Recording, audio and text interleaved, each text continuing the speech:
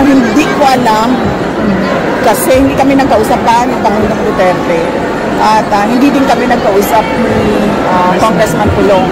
Pero nakita ko siya na nagpa-interview siya doon sa labas ng detention center. So baka noong nasa loob siya ay napag-usapan na lang. So clearly, VP, you believe na this is part of political, again, attack sa inyong mga Duterte? Oh yes ma'am, sabi ko na nga, every time nagkakaroon sila ng issue, malaking issue na kabalbalan na ginagawa nila, ang kanilang cover sa mga issue na ito ay atakihin yung kalaban nila sa politika. Ma'am, ano to? From national or we're talking here of local politics, dyan lang po sa Davao? Hindi, national. Tulad nga na sinabi ko, blanco yung budget, nag-file sila ng impeachment.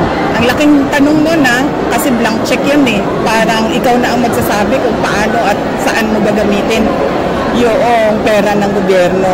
Nag-file sila ng impeachment.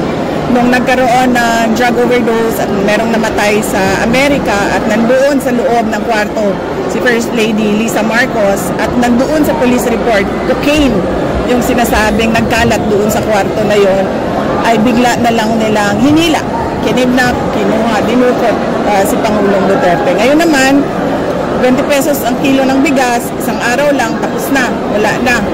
Kinalimutan na naman na pangako, ay bigla na lang merong nag-file ng complaint kay Congressman Pulong.